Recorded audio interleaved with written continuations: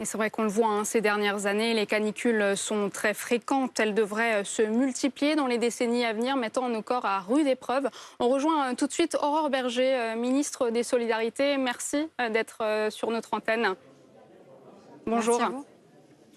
Alors comment on se prépare à la canicule? Quels sont les gestes de précaution à prendre, surtout pour les personnes les plus vulnérables?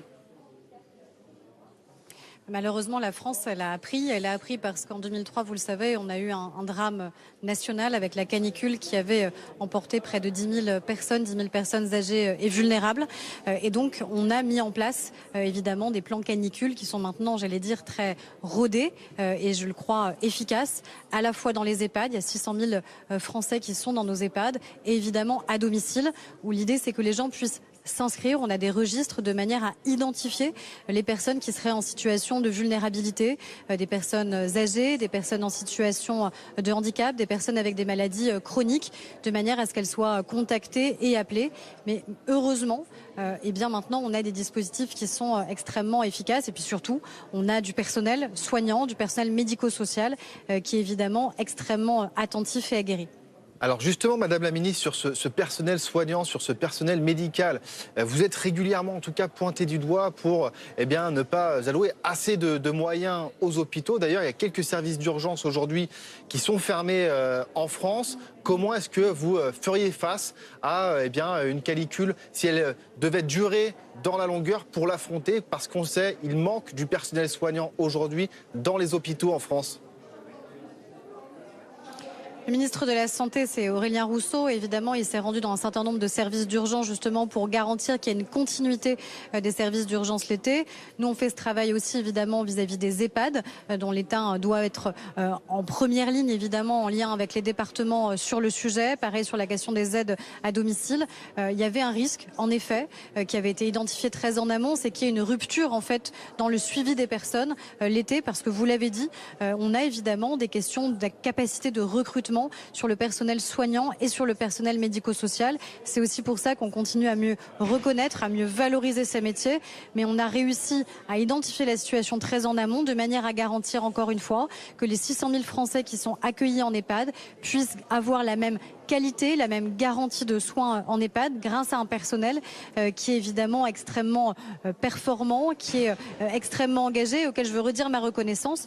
Et par ailleurs, on a aussi une culture du contrôle qui s'est beaucoup renforcée dans les EHPAD. Pour être très honnête, avant le scandale Orpea, en vérité, on n'avait pour ainsi dire pas de contrôle. Il y en avait en moyenne un tous les 20 ans. Donc un tous les 20 ans, ça veut dire pour moi pas de contrôle. Aujourd'hui, on a renforcé les équipes.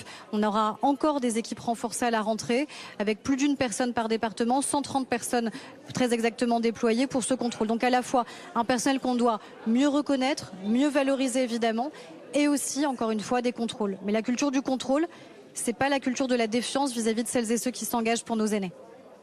On se souvient que la canicule de 2003 avait provoqué une véritable hécatombe. C'est vrai que les personnes qui sont dans les EHPAD boivent souvent moins. Comment vérifier tout au long de la journée que ces personnes sont bien hydratées? C'est vrai que beaucoup de soignants se plaignent d'un manque de personnel sur place. Alors vous l'avez dit, évidemment, la question de l'hydratation pour les personnes les plus âgées. En vérité, la principale difficulté, c'est que les personnes les plus âgées, elles n'ont pas la même capacité de régulation. Donc elles ne peuvent pas transpirer, pour dire les choses très concrètement, comme les plus jeunes peuvent le faire. Elles n'ont pas cette même capacité. Et donc c'est surtout ce risque-là qui existe. C'est pour ça qu'on a des pièces qui sont aujourd'hui rafraîchies, évidemment, dans les différents EHPAD, qu'on a des îlots de fraîcheur qui sont déployés, qu'on vérifie que les personnes non seulement sont hydratées, mais qu'on puisse encore une fois leur apporter tout au long de la journée cette fraîcheur. C'est la raison pour laquelle on peut aussi les mettre en collectif pour qu'il y ait un meilleur suivi qui puisse être réalisé. Encore une fois, vous savez, on a 600 000 Français qui sont accueillis en EHPAD, 7 500 EHPAD, et donc des milliers de personnes qui au quotidien prennent soin d'eux, que ce soit le personnel soignant ou le personnel médico-social qui est extrêmement engagé. Madame la Ministre, on avait aussi une question évidemment à vous poser sur ce drame qui a frappé Lisieux. Vous savez, ce principal de collège qui a été retrouvé mort dans son collège par sa femme et par ses enfants. L'enquête ne fait que commencer, mais c'est toute la communauté éducative évidemment qui est endeuillée aujourd'hui. Votre collègue Gabriel Attal, le ministre de l'Éducation nationale, a fait part de son émotion. J'imagine que c'est tout le gouvernement bien sûr qui fait bloc derrière cette communauté éducative. Bien sûr, je crois que c'est tout le pays tout entier, surtout qui fait bloc derrière la communauté éducative devant un drame aussi effroyable et qui, je crois, nous a tous absolument bouleversés. Il y a une enquête judiciaire, vous l'avez rappelé, donc c'est pas évidemment à moi de m'exprimer à partir du moment où une enquête est en cours. Par contre, je crois qu'il faut tous évidemment qu'on rappelle l'attachement qui est le nôtre au personnel éducatif, au personnel enseignant, cette veille de rentrée scolaire. Et je crois que c'est la nation tout entière dans ces cas-là, évidemment, qui fait bloc. Et je crois que c'est une nécessité. Et on l'a appris aussi, Aurore Bergé, que ce matin, cette autre question d'actualité, ce matin, c'est une embarcation de migrants qui a chaviré au large de Calais. La Première ministre a demandé à Hervé Berville de se rendre sur place, le ministre justement de la Mer, pour faire un point sur la situation. Elle a exprimé, la Première ministre, l'engagement des équipes de secours qui ont permis de sauver une cinquantaine de naufragés. On est encore comme ça du côté de Calais, de cette traversée dans un drame finalement qui se répète.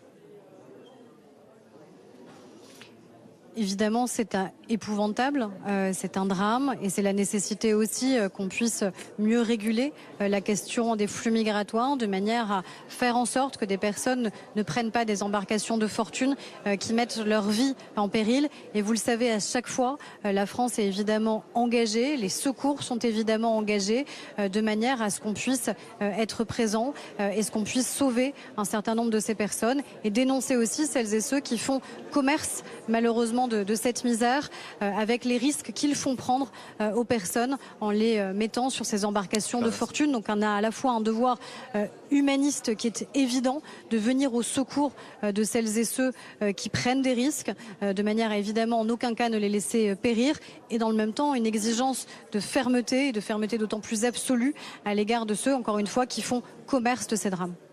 Merci Aurore Bergé, merci Madame la Ministre d'avoir accepté de réagir sur notre antenne.